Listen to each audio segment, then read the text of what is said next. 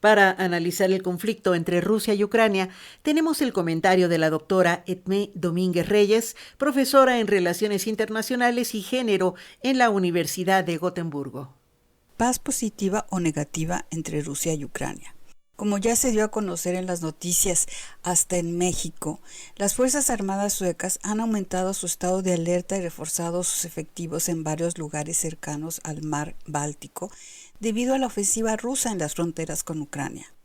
En las noticias en Suecia y en Europa, este es el tema que domina la semana. En este comentario me gustaría hacer una reflexión crítica sobre esta situación, al margen de las estridencias retóricas de uno y otro lado, pero al mismo tiempo cuestionando las argumentaciones de ciertos especialistas mexicanos. En comentarios anteriores había hablado de la reinstalación de una nueva Guerra Fría, pero no se trata de la confrontación supuestamente ideológica, capitalismo contra socialismo, que el mundo vivió de finales de los años 40 hasta 1992. En mi opinión, en ese periodo, el pretexto fue ideológico, pero la realidad fue una contraposición de poderes y un cálculo geopolítico que muy poco tuvo que ver con estas ideologías, al menos de la parte soviética. La Unión Soviética de ese tiempo y la Rusia de hoy actuaban dentro de una perspectiva histórica de defensa de sus fronteras que se remonta a la época de las incursiones mongolas del siglo XIII. Recordemos que la Rusia presoviética se rodeó de regiones conquistadas al este y al oeste, por ejemplo los Balcanes, en una lógica defensiva reforzada por la invasión napoleónica de principios del siglo XIX. La Unión Soviética volvería a experimentar ese trauma por la invasión alemana durante la Segunda Guerra Mundial, y las exigencias estalinistas de finales de esa guerra en cuanto a exigir un cordón de estados amigos en Europa del Este siguieron esta misma lógica. La necesidad de protegerse de amenazas externas, reales o supuestas, en estos momentos provenientes de la expansión de la OTAN, se basan en estos traumas históricos y son la base del discurso aducido por Putin hoy en día ante el mundo externo, pero sobre todo ante su propia población. Que Putin y el liderazgo ruso lo crea en verdad, o sea solo su excusa para acciones como la instalación de 100,000 soldados en la frontera con Ucrania, es otra historia.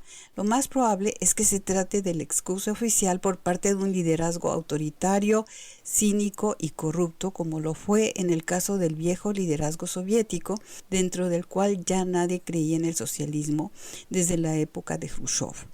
Pero la argumentación de la defensa patriótica sigue siendo válida para la población rusa y seguirá manteniendo la legitimidad de Putin pese al descontento creciente al interior del país por la situación económica desastrosa, pero sobre todo por la supresión total de la sociedad civil no leal al régimen.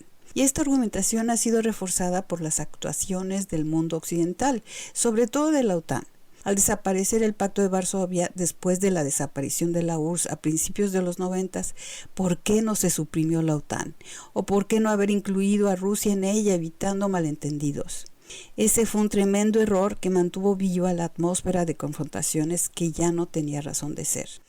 En el actual conflicto vemos dos dinámicas contrapuestas. Por un lado, la rusa, basada en su necesidad histórica de colchones defensivos, que le sirve tanto para reafirmar su discurso nacionalista, como para recuperar el estatus de gran potencia que le fue arrebatado al caer la Unión Soviética. Le sirve también para unir a una población interna cada vez más cansada de un régimen corrupto, cínico, represor e ineficiente. Esta dinámica se basa además en herencias históricas al considerar a Ucrania como la fuente de la tradición y esencia rusa, con la fundación del primer estado, Kievan Rus, en el año 980.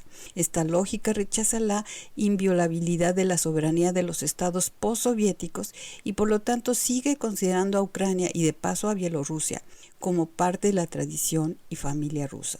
Dentro de esta lógica no sería difícil justificar la anexión de la parte oriental de Ucrania para que regrese a la Federación Rusa, aduciendo que se trata de una respuesta a las demandas mismas de la población local, la cual ya ha recibido pasaportes rusos regalados por Putin como parte de su apoyo moral a sus demandas en contra de Kiev. La justificación sería la misma que cuando la anexión de Crimea, aunque el costo esta vez sea mucho mayor. La segunda dinámica es la occidental, que se empeña en la primacía del respeto a la soberanía, negándose a ver lo irreal de esta soberanía en un contexto como el ucraniano. En la misma Ucrania hay muchos especialistas que aceptan que es totalmente ilusorio que Ucrania llegue a acceder a ser miembro de la OTAN, lo que es en sí el meollo del conflicto actual. Aun cuando se llegue a un acuerdo temporal en este conflicto, la llamada paz negativa, así conocida dentro de la disciplina de paz y conflicto, una paz positiva, es decir, una paz definitiva, no podrá ser alcanzada sin resolver el problema de fondo. ¿Y cuál es este? Por un lado, la falta de democracia no populista, no corrupta, no manipulada en Rusia, pero también ausente en Ucrania, en Bielorrusia o en la mayoría de las repúblicas adyacentes postsoviéticas. Esta ausencia hace que toda insurrección prodemocrática sea vista como conspiración terrorista, como ya lo vimos en Bielorrusia y recientemente en Kazajstán. Y por otro lado, la lógica de agresión implícita en la existencia de un pacto militar como la OTAN, que ya no tiene razón de ser. Volviendo al inicio, creo que el despliegue militar sueco en sus costas bálticas es absurdo e innecesario. No veo una amenaza rusa inminente más que para la parte oriental de Ucrania, aunque el costo para Putin y su liderazgo será muy alto. Putin lo sabe y lo sopesa, pero ya ha avanzado demasiado y su prestigio y amor propio como buen dictador le impiden retroceder. Es posible que las negociaciones, pese a todo, logren la paz negativa ya mencionada, pero la paz positiva, la duradera, es hoy por hoy prácticamente imposible de lograr. Para Radio Educación desde Suecia les habló Edmé Domínguez Reyes.